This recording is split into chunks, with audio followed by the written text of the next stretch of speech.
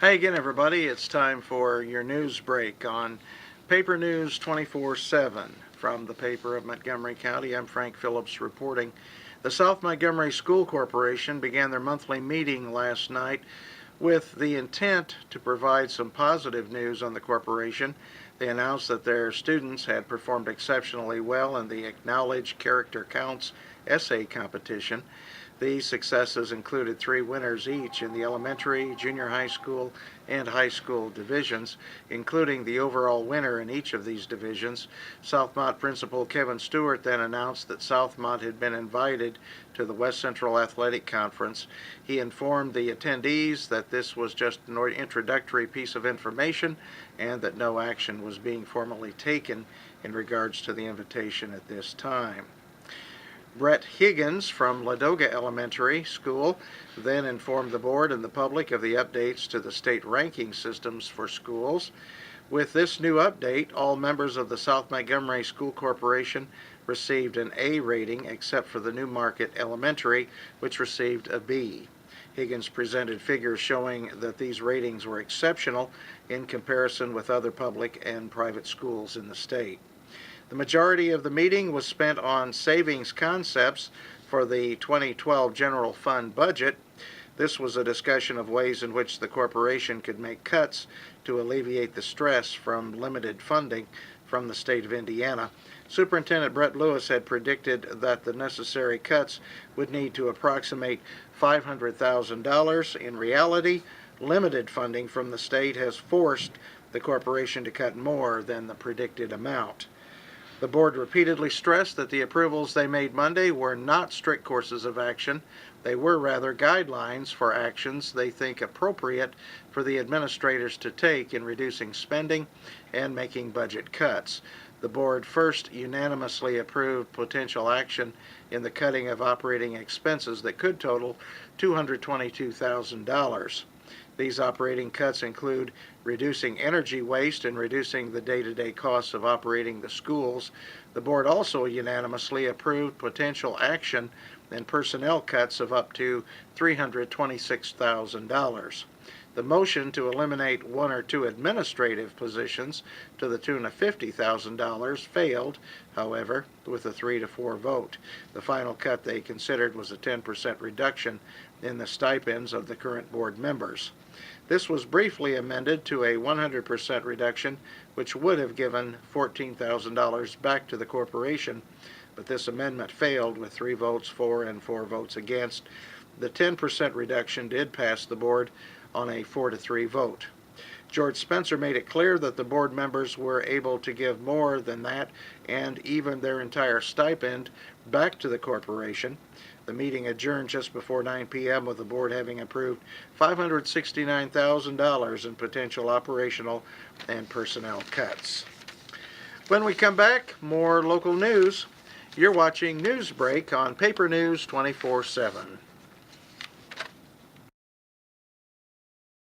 Bad wrecks happen to good people. That's why people take their wrecks to the good people at Gould's Body and Paint in Crawfordsville. Gould's will work with your insurance company to provide an accurate quote of your needed repairs. Then the iCar Gold Class Specialists take over, restoring your vehicle to good as new. Gould's will service any make, any model, any type, or amount of damage. Just remember our motto. At Gould's Body and Paint, our business is a wreck.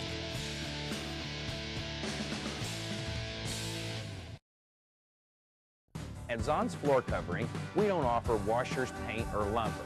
Floor covering is our expertise for your home or office. At Zahn's Floor Covering, we offer luxurious styles of carpeting and realistic-looking vinyl patterns, and we do it better than anyone else. You'll fall in love with the possibilities at Zahn's, all backed by professional installation, superior personal service, and our 3-year installation warranty. Stop by Zahn's today and see why we want to be everywhere you are. And we're back with your news break. Monday's meeting of the Crawfordsville City Council was abbreviated by the standard of most city council meetings. In about 25 minutes, the council conducted its business from gavel to gavel. The meeting began on a somber tone as Councilman Andy Biddle gave a tribute to Crawfordsville firefighter Joe Mitten, who was buried Saturday following a long and valiant fight with cancer. Before I say the opening prayer tonight, I would like to take a moment to honor a fallen hero. Firefighter Inspector Joe Mitten, as we all know, passed away this last week. He lost his battle with cancer. On behalf of our mayor, the city council, I would like to extend our deepest sympathies to Joe's family and pray that his dedication to duty will not be forgotten. My son Adam is a firefighter in Noblesville, and he and Joe had connected through classes they had taken in Indianapolis and became friends and brothers. Firefighting is a true brotherhood, and the pain runs deep with the loss of a brother or a sister. May I quote my son as he posted on Facebook, "Joe was the embodiment of a true firefighter, putting others before himself in a modest and professional manner.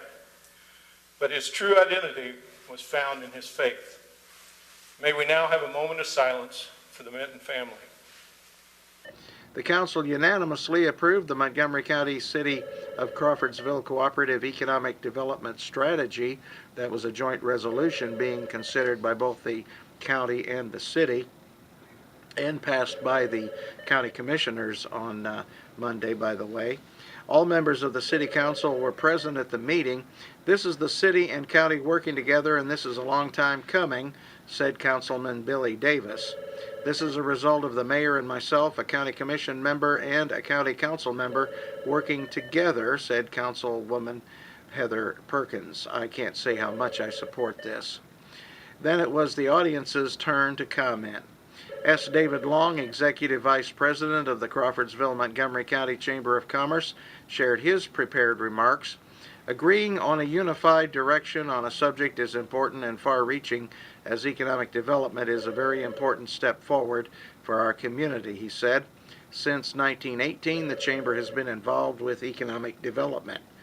We stand ready to continue to be an active partner with the city." And we got to turn the page here. "With those who are concerned to ensure that economic development serves the needs of all of the citizens residing in Montgomery County. With that in mind, I urge the council to unanimously pass this resolution as a strong show of support to our community and its future." The resolution is based on a white paper that had input from city and county elected officials. The white paper was then written by County Councilman Tom Utley and can be found on our website. There were 3 other items of business, all passed 7-0. Resolutions acknowledging receipt of the CEL&P and Excel Plus budgets, and an ordinance creating a fund to hold money from a Department of Justice grant for the COPS 706 program. On Monday, Montgomery County Commissioners released money to renovate the Darlington Covered Bridge. The Darlington Park Board is in charge of the renovation, and the amount transferred was $31,423. What should be done about dilapidated property that is assessed so high that no one wants to pay the taxes? That question was raised by Commissioner Phil Bain, who showed photos of a house that had been burned out in Wingate and is now totally not livable, he said.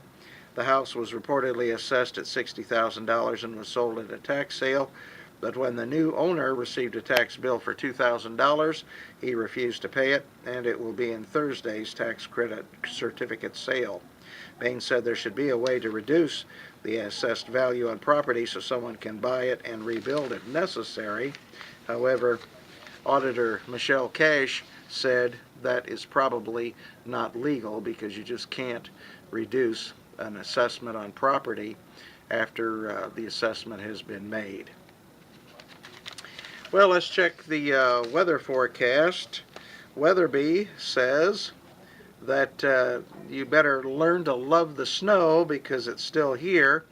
And of course, we received that 1 or 2 inches of snow last night. Today's high will be 34, he said, before it warms up and melts away come tomorrow. But he said today the high will be 34, and if Weatherby is off by more than 3 degrees, send us an email at weatherby@thepaper24-7.com and let us know. Includes your name and phone number, and at the end of the month, all those who called in and caught Weatherby will be entered into a drawing for a prize.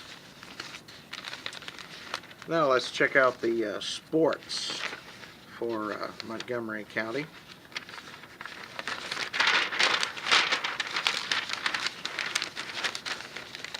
The sectional swimming and diving championships are right around the corner.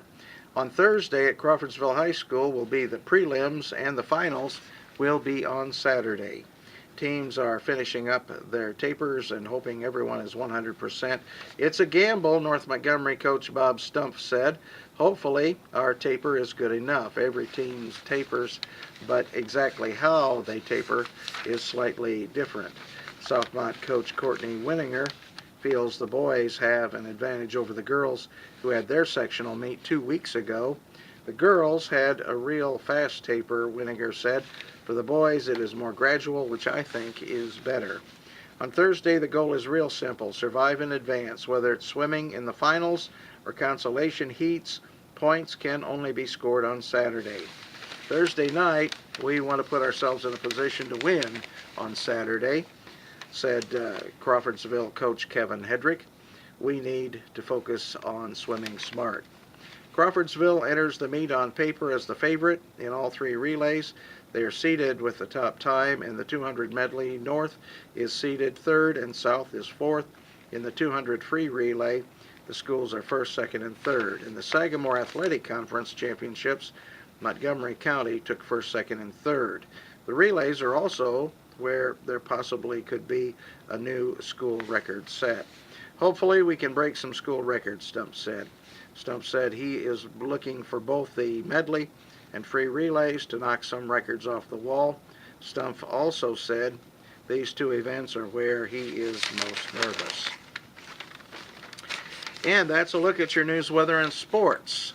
You can find these stories and much more in the paper of Montgomery County today. And also, looking down from the box where you're watching this, if you go down, you can see a listing for last night's City Council meeting. If you click on it, you can watch the City Council meeting in its entirety for the first time on Paper News 24/7, and that includes all 20 to 25 minutes of it. For the paper 24-7.com, Newsbreak, and the paper of Montgomery County, I'm Frank Phillips reporting. You be careful when you're sliding around out there, and have an outstanding day, won't you?